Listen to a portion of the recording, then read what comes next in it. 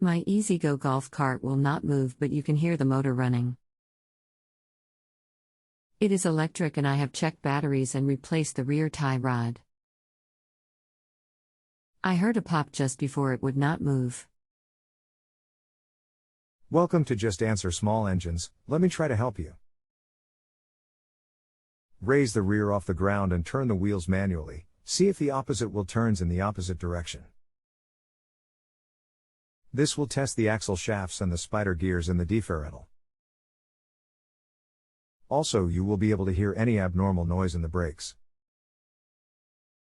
If the motor is spinning, and no action at TH wheels, you can have stripped motor shaft, broke axle shaft, or just a brake drum that has come loose from the axle shaft.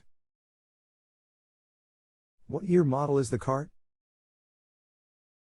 When the golf cart was jacked up, the wheels would turn, but when it was set down on the ground it would not move. It is a 2001 ezgo. Did you try turning the wheels by hand? No, we had replaced the tire rod on the passenger side in the rear because it was stripped from the hub. The hub could be stripped on the axle shaft. Okay, I will check it and the other things you told me to do.